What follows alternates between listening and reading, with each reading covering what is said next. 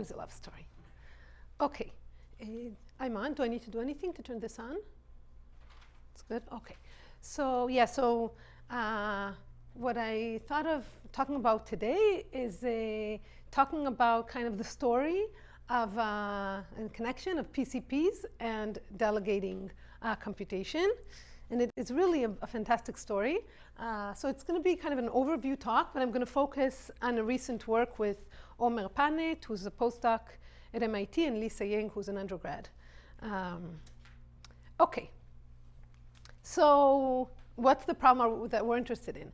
So, today we have a lot of data, which is often stored elsewhere. We do a lot of computations, which is often done elsewhere. And this raises kind of a lot of new challenges and new concerns. So my background is in cryptography, for those who don't know. And of course, as cryptographers, we're very concerned with privacy of our data and so on. But perhaps a more fundamental thing, which I'm going to talk about today, is that of integrity. So this is going to be the focus of the talk, which is how do we know if we delegate a computation to a cloud, how do we know that the computation is done correctly? Okay, so we want somehow to be assured that the computation that we delegate is being done correctly. So this is the problem. Let me define it a bit more formally. So by the way, feel free at any point to stop me with questions, okay? I don't care how much, it's important that you understand. Okay, so here is kind of a formal definition of the problem. So here we have kind of a cloud, a powerful cloud, a very weak, kind of computationally weak, kind of think of it like a smartwatch. And he wants to delegate hey, you're here too. Wow, I feel really left out, Avi.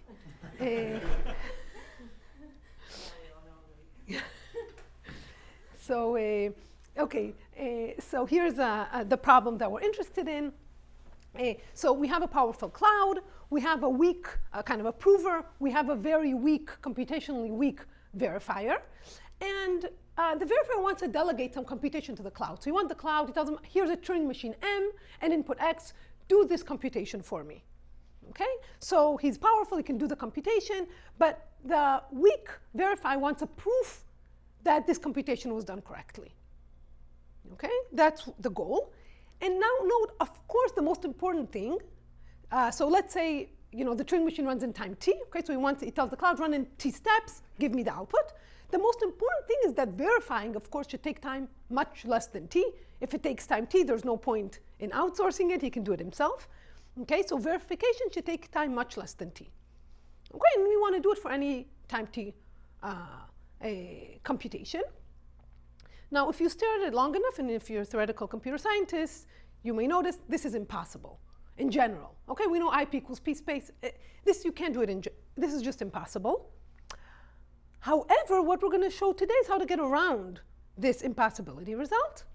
And the way we do it is using kind of the magic of cryptography. So even though, again, I want to stress, we're not concerned with privacy in this talk at all. Okay, just integrity. I just want to make sure the computation was done correctly. Nevertheless, to make sure, just to verify the correctness, we're going to use cryptography. Okay, so let me kind of state the problem a little more formally. So what do we want from this proof? So we want the usual completeness, namely if the verifier, the smartwatch, he should accept an honestly generated proof, let's say with probability 1. The way we get around the impossibility result is we weaken the soundness requirement. Instead of requiring the standard soundness, we require only computational soundness, which means we only consider computationally bounded cheating provers, so polynomial size cheating provers or PPT cheating provers. So one say any polynomially bounded cheating prover can convince the verifier to accept an incorrect statement only with negligible probability. Yeah, maybe you should say it doesn't have to be a cheating prover. It may be a mistaken prover or just a cloud that you just want the correct outcome. Exactly. And exactly. That the cloud is not infinitely powerful. Exactly. Polynomial time. Precisely. Exactly. Okay? Wonderful.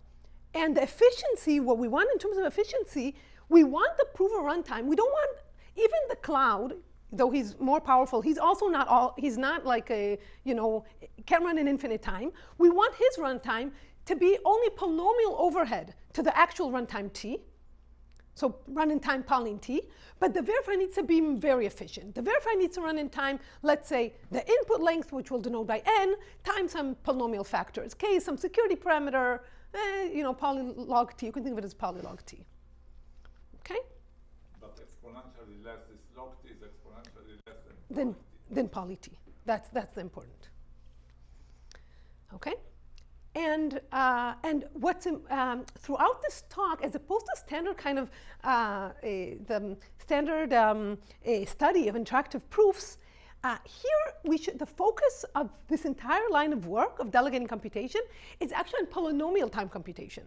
So as opposed to kind of interactive proof where you think of p space and x and so on, now let's think about just polynomial time computations. So our world, we're all polynomial time. The computations we do runs in polynomial time. The prover should not run much more than the time of the computation, and the verifier should be very, very efficient. Just read the input and do a little bit more. Okay, that's what you should think of. Okay, any question about about the model, what we want? Okay, so now I want to say some desired properties that we want from our delegation scheme. So the first thing we want is that it will be non-interactive. So we don't want back and forth, rounds back and forth. We cannot actually get complete non-interactive, that's impossible. But what we do is we're willing to get non-interactive proofs assuming some common reference string. So in other words, suppose there's some string that's generated ahead of time. We assume that it's generated honestly by an honest person. Now the proofs in verification may depend on this common random string or common reference string and this string that was generated honestly, but now the proofs are just one message. Okay, there's no interaction. Okay, so this is one property we really want. The other property we want is that of what we call public verifiability. Namely, anyone can verify the proof. There's some schemes where you need to know some secret information about the CRS in order to verify the proof. Okay, and if the secret information is public, you can cheat. Okay, so that's called private verifiability. We want public verifiability. If you just see the CRS, you see the proof, which is just one message, you can verify. So this is kind of back to kind of standard proofs, right? Where the proof is written down, anybody can verify the proof, no interaction, kind of back to the standard kind of idea of proofs. And the reason we insist on these two properties is actually, first it's interesting, but also it turns out that these are actually, we need these properties for practical purposes. So this kind of delegation schemes are actually used in various cryptocurrencies. And for them, in order to use a delegation scheme in cryptocurrencies, it must be, you put it kind of in a blockchain. It needs to be non-interactive and everybody should verify. So these are actually properties that are needed for applications. So that's one reason that people are interested in them. Where do they take the common reference string in this application? So like Zcash, for example, the company, they generated it. It was a huge thing, how you generate it. It was, they had like various places generated together using this MPC. But yeah, the company essentially generated it. Okay, so that's the main thing we're going to focus on. As the soundness, we don't get soundness, as I said, against all cheating provers. We only get soundness against cheating provers who cannot break some assumption. And we assume that this assumption cannot be broken in polynomial time. Okay, so we want soundness to hold under a standard assumption, right? Ideally, factoring, kind of assumptions that are widely believed. And ideally, we want them to be against all deterministic computation, maybe non-deterministic computation. So we want to have, so this is kind of our wish list. Okay? Okay, so I'll tell you kind of an overview of what's going on in the literature. But before, I just want to say this entire area has been a huge success story. There's beautiful work in theory, but there's a lot of work in practice, both used in startups and so on, and also a lot of work in the systems community implementing various delegation schemes. This is just a bunch of things that I found online. I'm sure there's many, many more. But just it's kind of a really nice marriage, I think, between theory and practice, and very nice connections there. And for those of you who are not familiar with the area completely or have been kind of in coma in the last 10 years or something, will be really surprised to know that it's very practical, used, implemented and so on. And the underlying tool in all these delegation schemes are PCPs. So, you know, I know when I started a PhD, that was, many years ago, I remember, like, I studied PCPs and it was gorgeous. You know, it's unbelievable. I'll say what it is in a minute. But of course, it's so far from practice. This is only a theoretical thing, and now it's actually used by millions of people. It's really amazing. So what is this PCP? I assume most of you know, but I'll say it anyway. So a PCP is short for probabilistically checkable proof. Probabilistically checkable proof is a way to write a proof in a way that you only need to verify a few locations, kind of randomly chosen locations, in order to verify the correctness of the statement. So you don't need to read the entire proof. You need to read like 3 bits of the proof to be able to be verified with probability 1/8. So why is this so helpful and instrumental for achieving delegation? Because it seems like, well, you only need to read a few bits, so the verifier is very efficient. He just reads a few bits and he verifies this proof very efficiently. This is why this seems, this is why PCP seem so instrumental for delegation. However, note the PCP proof itself is not short. It's actually bigger than, you know, the original proof. So this is a large proof. So you can't send the verifier this proof. You won't be able to store it. You won't be able to access, you know. So how is this actually useful? Here's kind of an idea that doesn't work, but the first idea, well, why don't the verifier tell him where he wants to read, that's kind of the queries, where he wants to query the PCP, and I'll just tell him the values, the answer, like the values of the PCP on these locations. So this is very succinct and everything, but it's really not sound, because we know that the only reason you can verify it's only a few locations of the PCP is because the prover wrote the PCP, kind of committed to the PCP ahead of time. And only after he committed, the verifier chooses what to read. If you first tell him where you're going to read, he can cheat. So this is not sound. However, in the early 90s, Killian showed how to use kind of the magic of cryptography to make this sound. Okay, so how? How do we make this sound using cryptography? The idea is very simple. You commit first to the PCP. What do you mean commit? You take the long PCP, put it in an envelope in a condensed way, okay? So this is it's a shrinking commitment. It's very short. And you can kind of open very efficiently. It's called local opening. You don't need to open the entire PCP. So I'm not going to tell you exactly how you construct this commitment scheme. For those who are kind of familiar and need a refresh, the way it works is the verifier will send a hash function, and the prover, he'll write all the PCP and do what's called a Merkle tree to it. But for those who are not familiar with it, just think of it as kind of abstract, kind of cryptographic primitive. But what's nice, what Killian proved, is that this is actually a publicly verifiable delegation scheme for all of NP under the very standard assumption of that there exists a hash function that's collision resistant. So this is very standard assumption. So this is great, okay? The only problem is that it's interactive. It actually consists of four messages back and forth. And the focus of this talk is to get non-interactive delegation schemes. Okay, any questions so far? So yes? If we're happy with 4 rounds, then this is the best you can hope for? This is the best you can hope for theoretically. There are, of course, in a practice, there's a lot of work on trying to make this more efficient. But yes, this is the best. It's fantastic. You know, if you don't mind interaction, you can do it for all of NP. You can go above also, but I'm just focusing on kind of PNP. Yeah, it's great. Theoretically, it's the best, kind of. Yes? So everything on the checklist other than interaction is ticked off? Yes, exactly. Everything on the checklist is checked off except for the interaction. So now we want to reduce this interaction. That's kind of all the work since the 90s has been, on the theoretical side, has been how do we get rid of this interaction? So the public randomness is needed here just for the root of the Merkle tree? You don't need a CRS because you have interaction. So there's no need for a CRS. Yeah. Can you say what collision resistant hash fits in with other crypto assumptions? So any kind of a specific number theoretic assumption you can think of, factoring, LWE, DDH, whatever assumption you are familiar with, you can base it under collision resistant hash. It's kind of almost the weakest except for one-way function. Yeah, it doesn't imply one-way function, but other than that, it's very, very basic. Yeah. Any other questions? Yes? Why do we want to get rid of interaction? Okay, so that's a great question. So one of the reasons is because in practice, there's no interaction. Like in the blockchain, you need to put a proof out there. So that's kind of for practical purposes, but also it's kind of an interesting on its own, right? Can you go back to kind of the original kind of definition of a proof, which is a non-interactive? So these are the two answers. For practical purposes and just, it's an interesting question. Yeah. Oh, wait, there's a line. Yes. Yeah, so you're not using the CRS here. Can't you use the CRS to compress a PCP or something? Could you like take in, n bits from the PCP rather than using the CRS and then just verify those?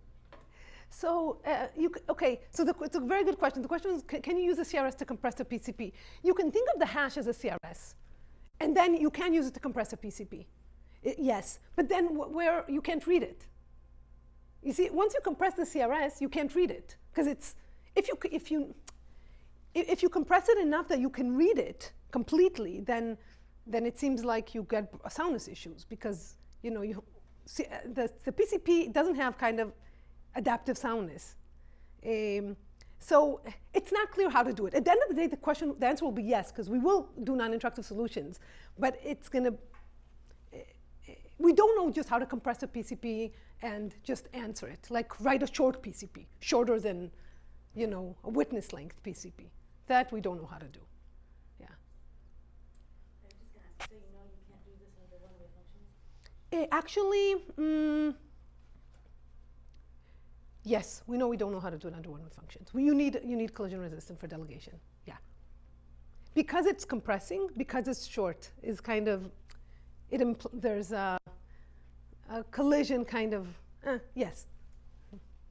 Any other questions? Okay. So, as we said, our focus is a non-interactive delegation. But let me just say, if you're okay with interaction in the first place, we actually don't necessarily need to go to cryptography, to use cryptography. I want to point out two results. So the first result, this is together with Shafi and Guy Rothblum, is we showed that we can get statistical soundness. So for any unbounded cloud, but only for bounded depth computation that have uniformity condition. And very recently, Reingold and the Rothblum brothers showed how to get the delegation for bounded space computations. So if you're okay with bounded depth or bounded space, you can get statistical soundness. But these require many rounds of interaction. Yeah, but this bounded sound bad. It's not bounded. It's like n to the epsilon. It's not So, 5. okay, let me say, you can get any depth or any space, but the runtime of the verifier grows with the depth or with the space. That's why I said bounded. Okay, so the verifying runtimes in this delegation scheme is the depth times some security parameter or times log t or whatever, and here it's the space times a. Okay, so, and by the way, I want to say, there's a very so this seems like, okay, this has nothing to do with PCPs. It's just a interactive, a kind of condensed interactive proof for these languages. But there's a recent result, in 2009 result by Guy Rothblum and Salil, showing that actually any delegation scheme implies a PCP, in a sense. Here they actually use a PCP to get. They start with an underlying PCP and kind of use it to get delegation. And here you can think of, we kind of built a PCP. If you look at this result, it kind of hides, there's a kind of a PCP-like construction inside. So this, in general, we know that delegation scheme, any delegation scheme has kind of a PCP built into it, in a way. Okay, so far we had interactive solutions. We want non-interactive. What do we do? So there have been two heuristics, generally speaking, for getting non-interactive solutions. The first one is actually from the mid-'80s, a very beautiful heuristic due to Fiat and Shamir. They say, give me any public coin interactive proof, and I'll reduce interaction from it. Okay? I don't want to get into the details. It's actually a very simple and beautiful heuristic. I'll say it very briefly. If you don't understand, no problem. Essentially what they do, the verifier kind of sends a hash. You can think of this hash as kind of a CRS, sent once and for all. And then the cloud, the prover, he computes everything, M1, Q1, M2, Q2, the entire transcript, but the queries are computed by applying a hash to all the communication so far. So here he computes M1 on his own, like honestly, and then Q1 will be hash of M1, and then he computes the next message on his own, and then he computes on his own Q2 as the hash of everything so far, and so on.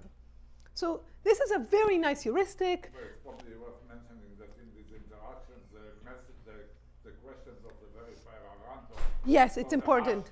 Imitates the randomness. Exactly. So this heuristic only holds assuming the interactive proof is what's called, is the messages of the verifier are completely random. It's called public coin. Okay, so it's just random. Q1, Q2 are completely random. And then think of the hash as like a random function, like a pseudo-random function.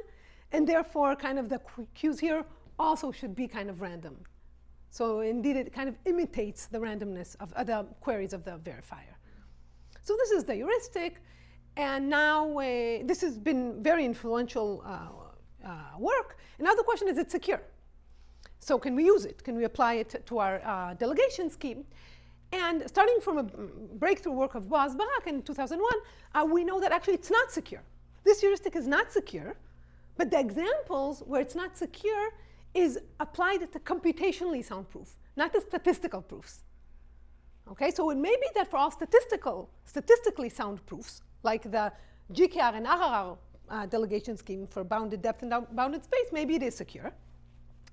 And indeed, very recently, there were a bunch of works showing that actually it is sound. If you start with a statistical sound proof, this is sound, but under a very, very strong assumption. So very recently, there's been a result showing that if you apply it on the GKR protocol, for the one for bounded depth, then it's sound, but here's the assumption. The assumption is that there exists a fully homomorphic encryption scheme. If you don't know what it is, doesn't matter, but we'll get into it. But such that no adversary, given a public key, can guess the secret key. Just guessing. Better than just 2 to the minus the secret key size times Pauli. So all you can do is kind of guess polynomially many options and hope. So there's no kind of algorithm better than the trivial guessing algorithm. That's the assumption. Okay, so it's a very, very strong assumption. But under this assumption, the non-interactive version of GKR is sound. Okay, and it's a general, you can, if the assumption becomes a little uglier, you can do it kind of for any statistically sound protocol with bound in the number of rounds. Anyway, so here we have very strong assumptions. Okay, here's the second heuristic. Second heuristic is from 99, due to Biel, Mayer, and Wetzel. And here's the idea. Their heuristic is very different. They say, let's start with any PCP, okay? And instead, as we said, if I just tell the cheating prover here, or the prover, here's my queries, Q1, Q2, Q3, then he can cheat. He can, choose the PCP adaptively, just the answers adaptively, and cheat. What they propose is, you know what? Let's put them, let's encrypt them under a fully homomorphic encryption. So actually, this is a 99. At that point, we didn't have construction of fully homomorphic encryption. They used the computational peer scheme, but it's just easier to describe it in the language of FHE, fully homomorphic encryption. So I'll say what it is. So what do they mean? They say, let's encrypt Q1, Q2, Q3, each one under different keys. And this encryption scheme is a homomorphic encryption scheme that allows the prover, allows anyone, to do homomorphic computations under the hood of the encryption. So you can do homomorphic computation without actually knowing what the query is. So the way, I think the visual way to think about it, Q1 is sitting in a locked box, an opaque box. You don't know what it is, but you kind of can do the AND gates. You can kind of do all the computations without knowing what's in the box. And you can generate kind of any computation that you want inside the box without knowing anything. Okay? So that's the new. Now think of this kind of as a CRS. The queries of the all PCP construction I know of, the queries don't actually depend on the instance. They're just chosen from some distribution. So publish this ahead of time, and now this is a proof. Just the answer is encrypted. Okay. So first note, this is not publicly verifiable. Actually, to verify, this is in a box. Nobody can see what's in there. To verify, you need to know the secret key. The secret key is to open and see if the answers are accepting. So it's not what we want. But also, there's a question, is it sound? Now, it seems to be sound because, when you do this computation, these are encrypted in completely different keys. They're in different boxes. you have no idea what they are. So it seems like soundness should hold intuitively. And even later, there was another paper that proved so this work didn't prove soundness, it just suggested a heuristic. And then there was another paper who argued to prove soundness, but then there was a bug. Anyway, long story short, it's not sound. And actually, why this is not sound is very interesting, but I don't have time to tell you because it's not the topic, the main topic of this talk. But in 2014, together with Ran Raz and Ron Rothblum, we showed that this heuristic is sound if you start with a PCP that has strong soundness condition. So what do I mean by strong? Okay, so if it's secure against what's called non-signaling strategies, which is stronger than kind of the traditional, the classical soundness condition, the completely non-adaptive soundness condition of PCPs. So I don't want to go into what non-signaling means. It's a concept from quantum physics, and I don't want to get into it. But what's important, if you have a PCP with such strong soundness, then this is secure, assuming the FHE, the fully homomorphic encryption, is secure. And moreover, they construct such a non-signaling PCP for deterministic computations. So if you look at the scale down, it's for P, not for NP. Okay, for any deterministic computation. Okay, so this is great. But so what happened? Okay, so what's left open from this? Two things. A, it's only deterministic, and we go beyond. And B, as we said, this is the main point of the talk, is actually how do you get public verifiability? Okay, this is not publicly verifiable because you need the secret keys in order to verify. So, okay. But before we talk about public verifiability, I want to say a few words. To point out, there's been quite a few works trying to get beyond deterministic computations, trying to get NP. So there has been work. For example, we know how to go to bounded space non-deterministic computations, but still the answer of going to full NP, non-interactive delegation for all of NP, even with private verifiability, is still a major open question. We know that there's some barriers to solving it, and it's still kind of a major open problem. I'm not going to talk about these works at all. The focus is on getting public verifiability today. Okay, but these works will actually be instrumental to get it. So, yes, Mark? So the delegation needs to be, so when you say all of NP, you need the witness. prover Okay. to be yeah, efficient. So that's a great question. Thank you, Mark. So the question was the following. If I'm talking about NP, I said that the prover is efficient. So when we talk about non-deterministic computations, we always assume that the prover is given a witness. Okay, so he's still efficient, but now he's given a witness, and he wants to convince you efficiently. So with a witness, he can run efficiently. Okay? Any other questions? Yes, Zev? Then can you also ask for some zero knowledge thing? Oh, yeah. So, good. So when I started, I said we're not concerned at all about secrecy, only about integrity or correctness. So Zev asked, what about zero knowledge? So the reason actually I'm not concerned at all about secrecy is not because I'm actually not concerned, but because you can always just put it on top of it. There's always a way to take any delegation scheme and kind of put a zero knowledge proof on top of it, either an interactive or a non-interactive zero knowledge proof. We have NISICs. So, and they respect kind of the runtime of the verifier up to polynomial factors. That's why I'm actually not concerned about the secrecy. Yeah. Any other questions? Yes? So can you say something about what the barrier is? Yes. So yeah, about the barrier. So what Gentry and Wicks showed is that, okay, this is not exactly, but more or less what they showed, is that you won't be able to prove a non-interactive delegation scheme for all of NP using what's called a black box reduction to a standard assumption. So the reduction to the assumption will need to look very weird, in a very weird way. Like he won't just use the adversary in a black box, he will need to kind of look what's in there, and that's, like if you have obfuscation, you can't do, so the black box reduction is kind of you'll need to use non-black box reductions to the adversary is the short answer. Okay. Any other questions? So Yes. how does it connect to obfuscation? Actually, now that it sounds like there is a lot of trouble making assumptions about obfuscation, but if you had the strongest non-broken assumption about obfuscation, would it imply this? Yeah, you'll need to wait till the last slide. But yeah, so obfuscation does give you not quite non-interactive, but kind of yes, it does give you, but it will have to be two message, so you won't get adaptive soundness. So delegation will give you, I'll talk about it on the last slide, but it will give you a two-message delegation scheme. But if the cheating prover can choose the instance after seeing this, the first message, then it's not clear that it's sound. Any other questions? Okay, so how do we get public verifiability? So, okay, as we said, why isn't this publicly verifiable? Because the test if you accept or not, depends on the queries and answer. Now they're encrypted. So when you look at this proof, it just looks like junk, a bunch of ciphertext, which you don't know what they mean.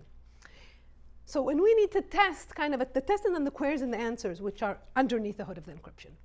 Okay, there's been a lot of work on trying to make this publicly verifiable, and there's essentially been two lines of work.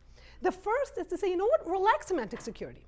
So if you use kind of fully secure, what's called semantic secure encryption, there's no way you can do this test. But maybe relax the security guarantee in a way that you can do this test publicly. So that was one line of works. And the second work is by Punnett and Rothblum.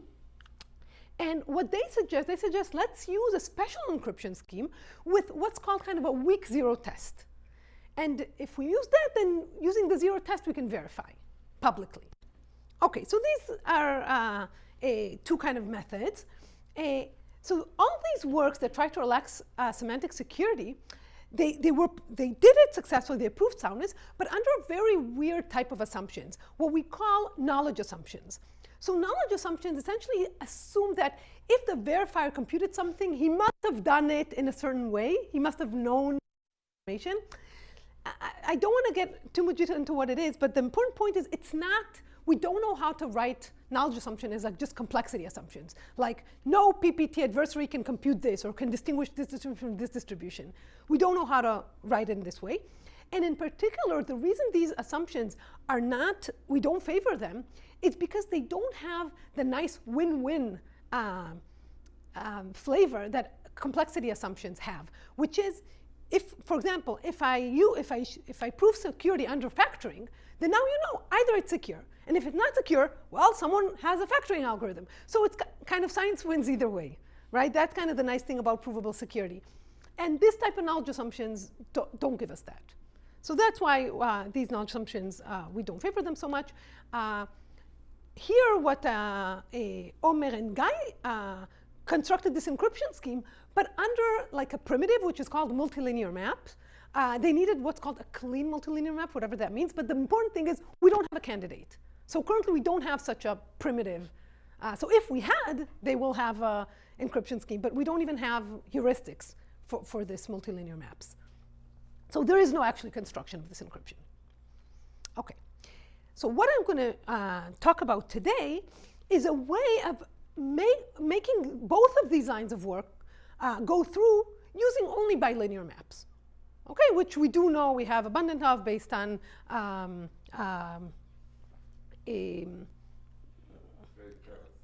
pairings. Yeah. Okay. So here, multilinear, multi means more than two. Yes. Yes. More than two, just three. Oh no. So they did it much more than two. But in obfuscation, for example, even we can do it based on 3. But even that, we don't have any candidates. No, even for 3, yeah. Okay. So now I want to kind of go through both of these lines of work for the rest of the talk. Okay. So let's first look at the relaxing semantic security. This is actually not the main result, but I think it's very interesting and has some very interesting open questions.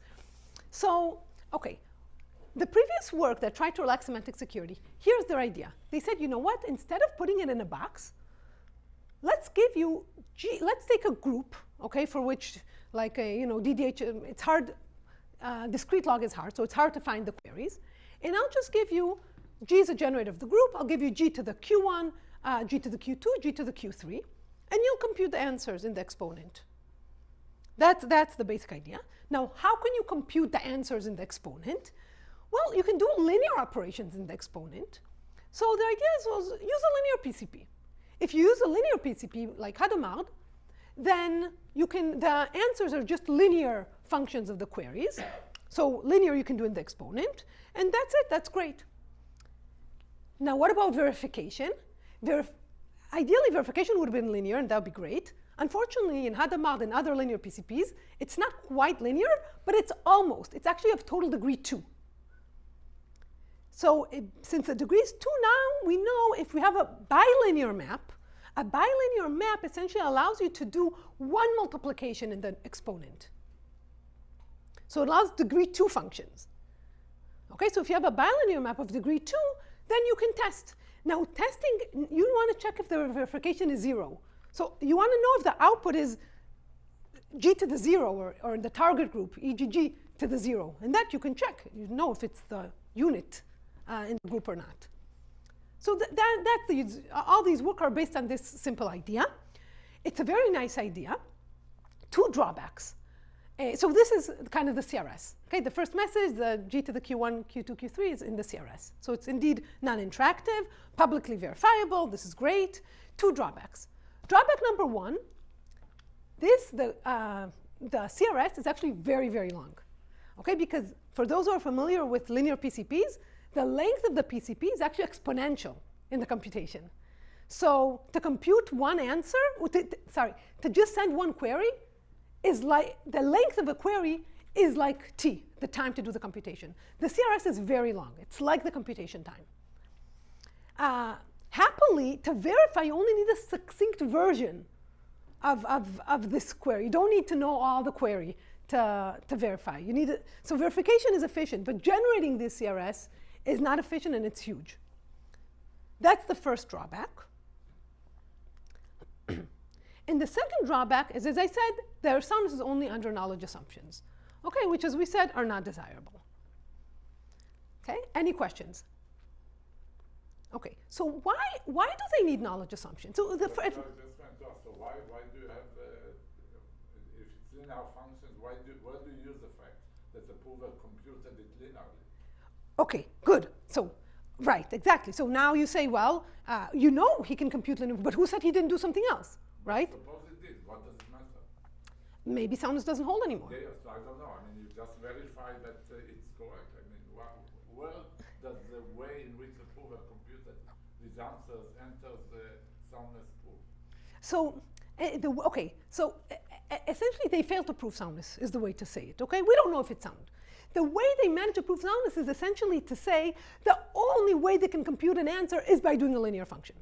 That's kind of, I'm lying a little bit, but that's essentially kind of the gist of it, okay? And now you're asking why? Why is it all of a sudden you need to go to this weird assumptions, whereas if you had semantic security, you can do it under just FHE, right? So what is it about this that kind of you need the strong assumption? So that's the first question we asked. And then we noticed, you know what, in FHE, it's not just the semantic security. Remember that in FHE, we use different keys. That was very important. Fully homomorphic encryption. Thank you, Avi. FHE is short for fully homomorphic encryption. Please stop me if I'm saying anything you don't understand and Avi doesn't spot it right away, then please, you should spot it. It's like the army. We have 3-letter acronyms for everything. It's like yes, thank you, Tony. So why is it bilinear? Why is it bilinear? Thank you, because the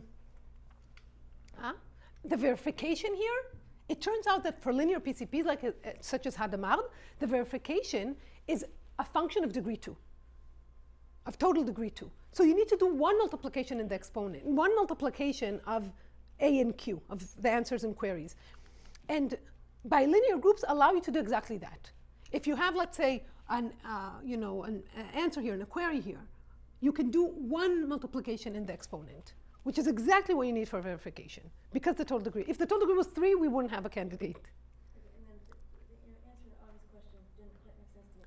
So the soundness is not statistical, it's Computational. So then I don't understand why it's not a complexity assumption in any short. Well, she didn't explain it. She just said that the proof doesn't give you soundness without. Oh, no, but I think what Tony, I think what Tony is asking, in what sense is it not a complexity assumption? So I'll tell you, that's actually a very good question, because I can say, look, the assumption is that the scheme is secure. It's a complexity assumption. The scheme is secure. And you're right. So you have a very good point. I thought the complexity assumption that I would recommend was that any reasonably efficient computation has to be linear. Exactly, but that's not really a computational assumption. A complexity assumption. Okay, so it depends how you define. So actually, you solve the concrete computational problem. What is it? exactly. What is the computational problem that you would solve if this scheme is breakable? I mean, it's a complexity assumption. I think it's just a weird one. No, so I'll tell you. No. So there, I mean, But okay. I read several papers on what's weird Yeah. computational assumptions and what's not. So actually, let me say, so actually the word a complexity assumption is actually, it's defined. It's not, okay, so I use the technical term, but it also has a meaning to other people outside our field. So another way to, there's also a term of Moninoo, which is falsifiable assumption. An assumption that if someone breaks it, you can check that he broke the assumption. This type of assumption, of knowledge assumption, is not a falsifiable assumption. So there's many terms to call this assumption, but essentially it's not our usual assumption that just says, oh, this, it's hard to invert, it's hard to factor, it's hard to decide between these two distributions. Okay, so good. So now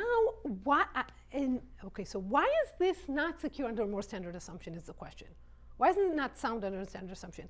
And I think the reason is, or one reason, is that actually there's no independent public key, no independent keys here. If you remember in the fully homomorphic encryption construction, we used a different public key for each query. Here it's the same generator.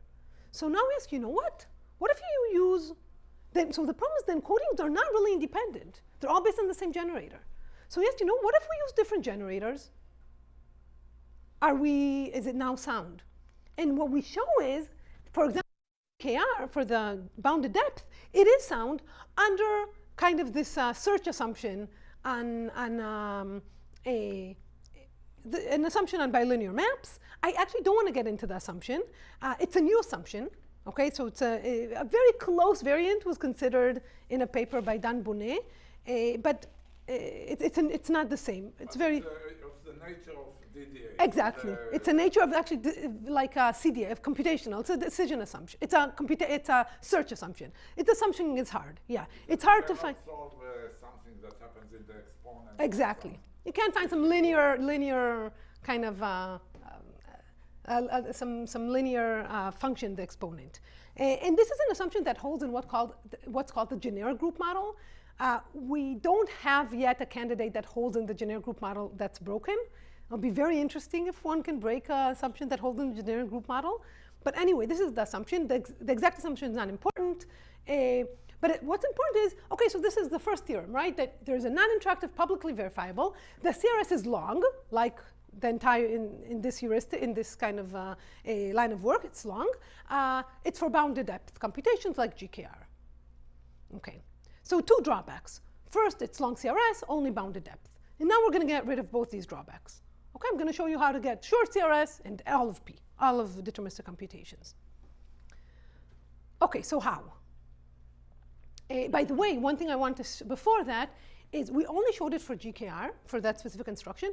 It's very interesting to try to show it. Maybe this heuristic you can go for all of P, or why only for that PCP? So we don't really have an answer for that.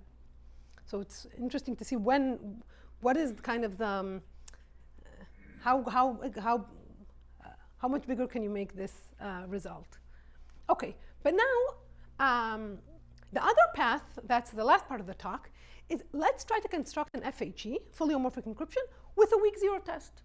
Okay, and this is exactly what Panet and Rothblum did, but they had under multilinear maps, which we don't have. Okay.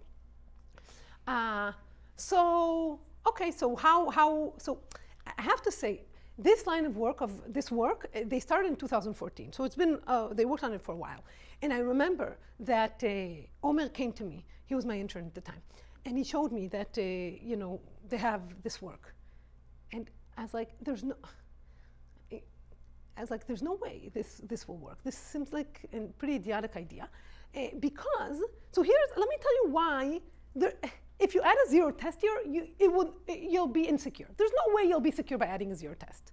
Okay, so of course I was wrong, but nevertheless, I'll show you why. So suppose even I give you the best zero test, a box, like a perfect obfuscation, okay? A perfect kind of box that you give him answers and he'll inside decrypt and tell you if it's right or wrong. That's it.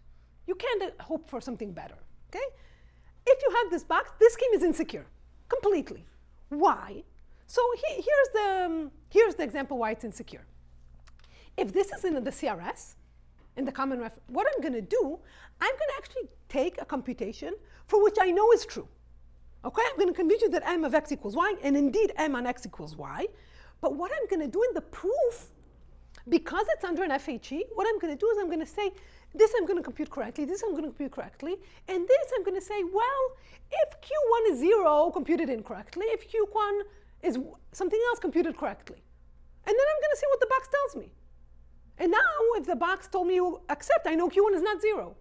Or I can do binary search. I can say, if Q1 is smaller than this, do incorrectly. I can just learn the queries. Once I learn the queries, I can cheat. So given this box that checks kind of if the decrypted answers are correct, will kill us. Okay. So that's why I really didn't believe this line of work will go through. However, Omer and the guy were smarter, and they said, no, it works. And here's their really, really nice idea, okay? Which unfortunately, unfortunately for us, no, but unfortunately they couldn't quite construct it with bilinear maps, so they didn't have a full construction. But the idea, nevertheless, is beautiful.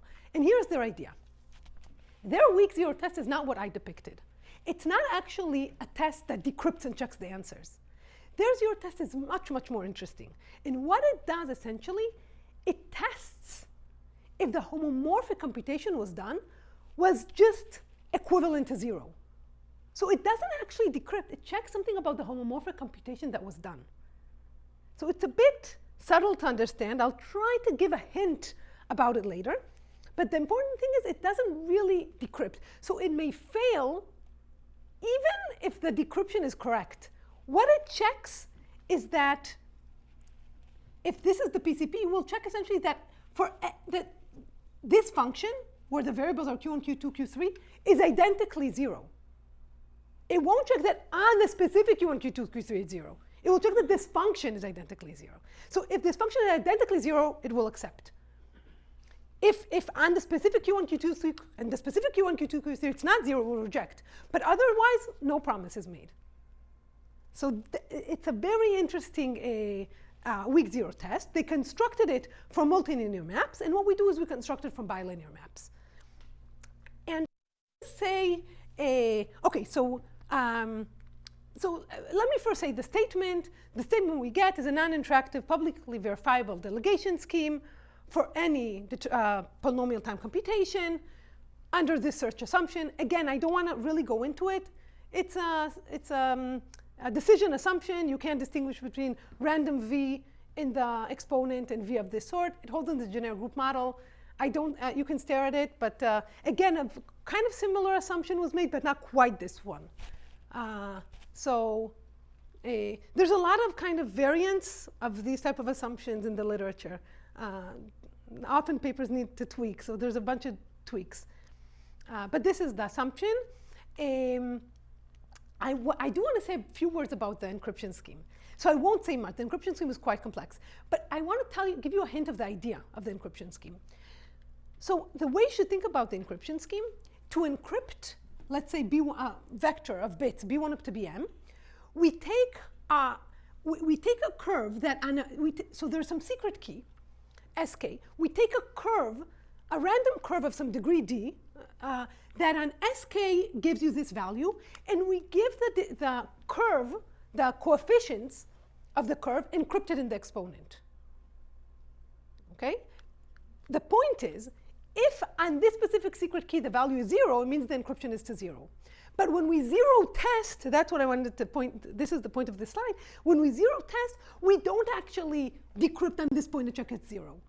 We output 0 if and only if the entire curve is 0. So all the coefficients are 0.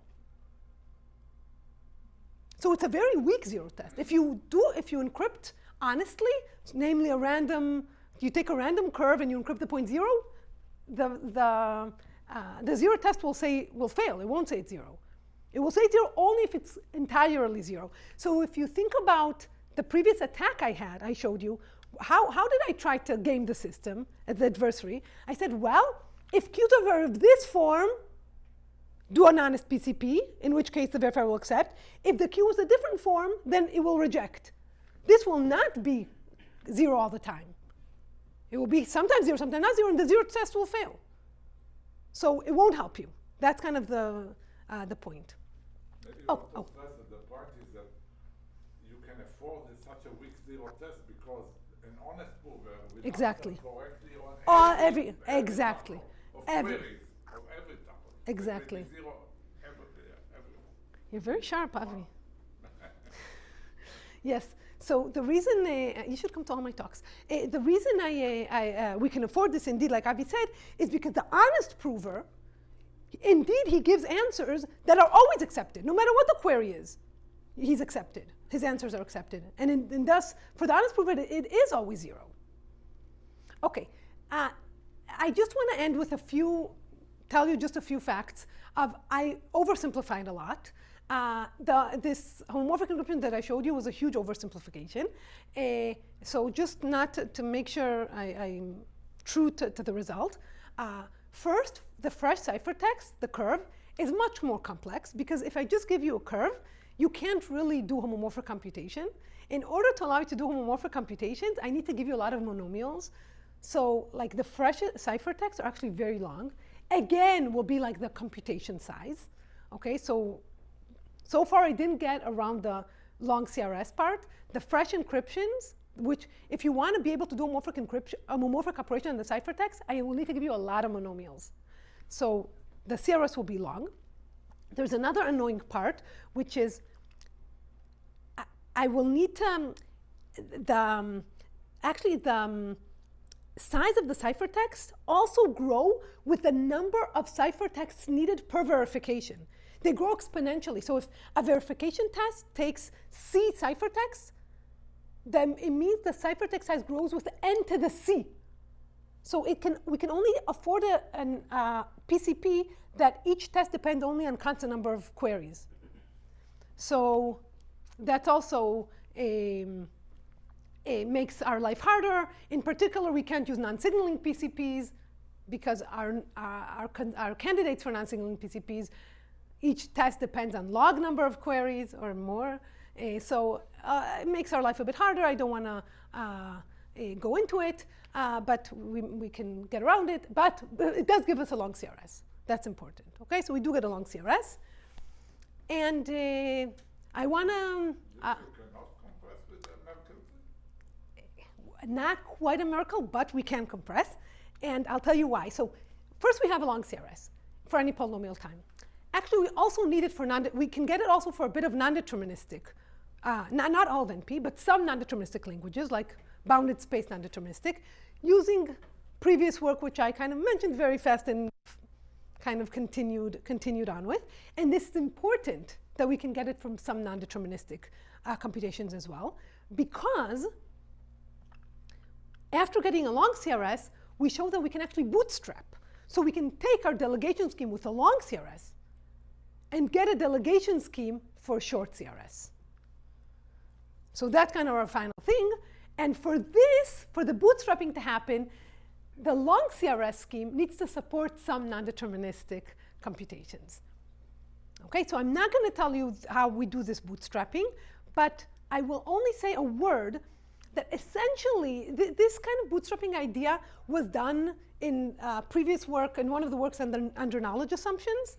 So it's a similar idea. The idea is, well, let's look at all the computation. Look at, this is kind of all the configurations of your computation. And do a short proof, so you have only a short CRS, right? We don't have a long one. Take whatever you have, take a CRS for short computations. And do a proof only that from this configuration to this configuration, here's a proof. From this to this, here's a proof. And then kind of combine them, combine. So in order to combine, there's some non-deterministic going on. So we need some non-deterministic capabilities for the underlying delegation. But okay, I'm not going to say more. I just wanted to give a sense. So I'm going to summarize unless someone has a question before I summarize. Okay. Okay. So let me just summarize kind of the talk. So the goal was to get publicly verifiable and non-interactive delegation.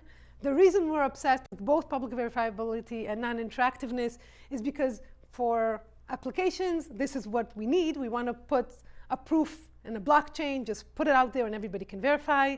It's also just interesting to kind of go back to the traditional notion of what a proof is, which is just a string, a piece of paper, proof that everybody can verify. And so that's our goal for delegation. And we looked at at high level, we looked at two heuristics. The first heuristic is the Fiat-Shamir heuristic, which converts an interactive protocol, a public coin interactive protocol, where the queries are completely random, into a non-interactive protocol. And as we said, we can get a delegation for bounded depth, for GKR, but under a very strong assumption that it's hard. There exists a fully homomorphic encryption that you cannot even guess the secret key. You can guess the secret key better than just guessing it. So the probability of success is just, like guessing times poly, because you can guess it polynomially many times. The other heuristic, what we call the BMW heuristic, doesn't give you public verifiability. It only gives you private verifiability. But we looked at two paths for getting public verifiability out of this heuristic. The first was by relaxing semantic security. So instead of giving the queues encrypted using kind of a fully secure, semantically secure encryption, we give an encoding of G to the Q1, G to the Q2, G to the Q3. That was the first heuristic. The second is to just construct an encryption scheme with a weak zero test. And previously, these were known under knowledge assumption or multilinear maps. And what we showed for path one is if we use different generators, we can get delegation scheme with long CRS for bounded depth computation. This line of work is also under long CRS. And for path two, we show that we can construct a delegation scheme with a short CRS for all a polynomial time computation. And both these assumptions are some complex. Here we have a search assumption, here a decision assumption, and bilinear groups with bilinear maps. Okay. Oh, sorry. Okay, you cannot end a talk that's mildly related to cryptography without mentioning obfuscation, even though I mentioned it ahead of time. But just, I do want to say there is delegation scheme under, if you assume obfuscation, all you need to assume is indistinguishability obfuscation under I/O. It's a two-message delegation scheme. So not completely non-interactive, but close enough. Okay. And we have candidates for this obfuscation? We have. We have candidates. Actually, there's a lot of, for I/O now, there's a lot of hoo-ha. There's new constructions and new heuristics and new assumptions. And so, it's constantly kind of cat and mouse in this field where someone comes with a new, I don't know, if you had this amazing PRG, we can do it only under LW, and then this PRG is broken. And then, so now we're kind of again in a cat and mouse phase, but I'm not really sure what's the latest because it changes by the hour more or less, but there's kind of excitement now, so. Yeah, I gave a talk here 5 years ago where she was sure that, they have the assumptions or 6 years ago, the assumptions for obfuscation are just done and they're real.